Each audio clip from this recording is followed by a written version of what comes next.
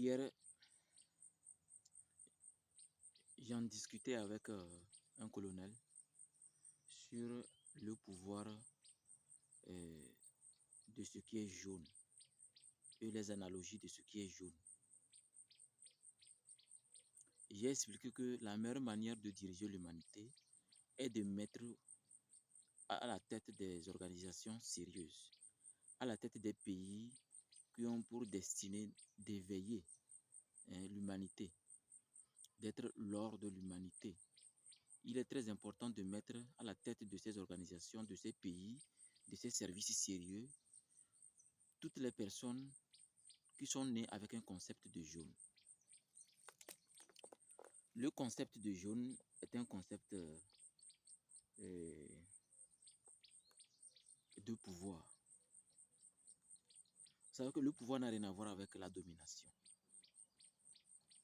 Le pouvoir n'a rien à voir avec la domination. Le pouvoir n'est rien d'autre que la capacité de passer et les esprits positifs comme négatifs se prosternent quand vous passez. Le monde invisible vous estime quand vous passez. Vous gérez les choses avec discernement, en posant des questions à la divinité, à votre propre divinité, parce que vous êtes une divinité sacrée. On devait enseigner ça dans les lieux où les gens se regroupent, où les gens se réunissent. Chaque individu est une divinité sacrée. Si on ne vous conduit pas sur le chemin dans lequel votre divinité sacrée devait être réorientée, devait être chargée, votre divinité sacrée devait être renforcée. Demandez à certaines entités sacrées de veiller à votre énergie, de vous donner le pouvoir de commander et non de dominer. Vous allez voir que notre société va toujours souffrir de beaucoup de choses. Vous savez, la meilleure manière d'améliorer notre société est de comprendre les analogies.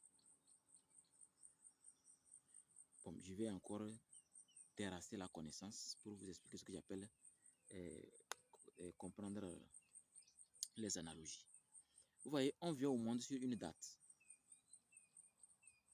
Même nos grands-parents qui ne connaissaient pas ce que c'est que calendrier. Quand je dis calendrier, je parle d'une façon occidentale, mais d'une façon traditionnelle, on sait que le calendrier existe.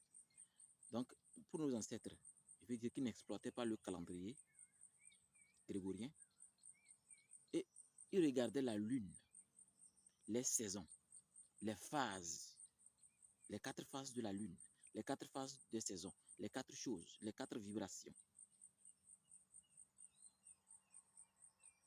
Donc, on sait que tel enfant né sur telle saison, telle phase, tel ceci, cet enfant peut commander, peut diriger. Tel enfant peut dominer. Donc, on fait attention à cet enfant qui est né pour dominer.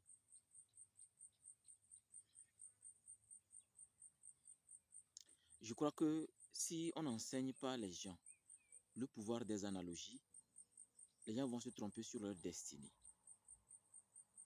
Ces analogies, pour les comprendre, il faut d'abord prendre conscience que si on vient au monde sur une date précise, alors votre destinée aussi a des gens avec lesquels vous êtes harmonieux, vous vous comprenez et qu'ensemble, vous allez plus loin. Il y a des gens qu'il faut savoir choisir. Ceux qui ont une destinée similaire comme vous, c'est eux qu'il faut choisir pour diriger des services sérieux, pour diriger des choses très importantes pour nos nations. Si vous voulez prendre des décisions auxquelles le monde spirituel va vous bénir, vous devez apprendre à tester vos subalternes. Vous devez apprendre à tester vos élèves, à tester l'administration. On ne nomme pas quelqu'un sans le tester. Parce que votre papa qui vous a choisi pour être président, ou bien votre chef qui vous a dit, je vous recommande celui-ci. Vous a d'abord testé personnellement. Alors que le monde dans lequel nous sommes est bâti sur le monde spirituel. C'est pourquoi on dit ce qui est en haut est comme ce qui est en bas. Ce qui est en bas est comme ce qui est en haut. Donc, chaque responsable doit tester les gens. Moi, j'ai testé beaucoup de partenaires. J'ai testé beaucoup de personnes.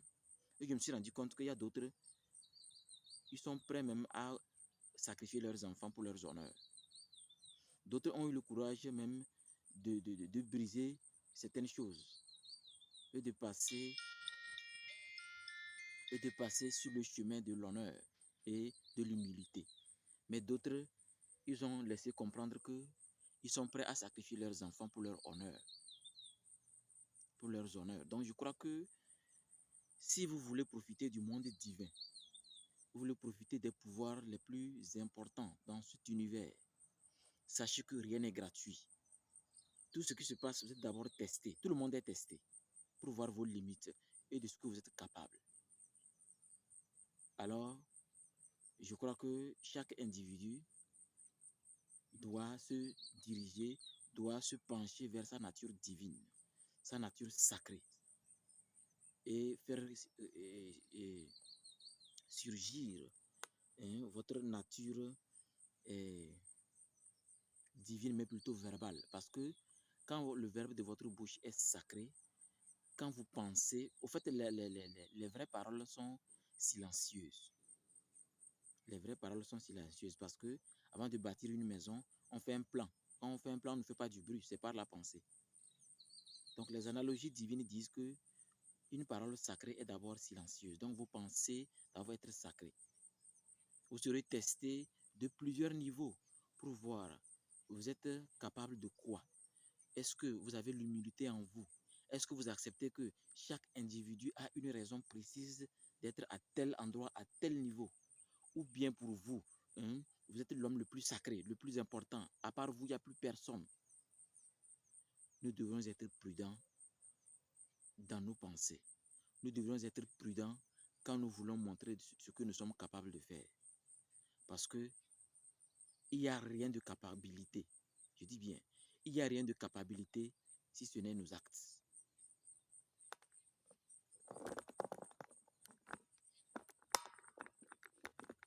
Moi, personnellement, j'aime visiter la nature. J'aime prendre ma moto, mon vélo, faire plusieurs kilomètres. Aller dans la forêt, m'asseoir, écouter les fourmis, écouter les scorpions, écouter les serpents, et écouter les entités, les génies, écouter la nature, écouter le vent, écouter les cailloux, écouter les arbres et de me poser la question, comment cet arbre arrive à guérir la maladie d'un colonel, la maladie d'un lieutenant, la maladie d'un général, la maladie d'un président. Mais cette plante est silencieuse, elle est debout, elle ne dit rien. C'est là que j'ai compris ce que c'est que le pouvoir, ce que c'est que faire minimum 300 ans sur la terre.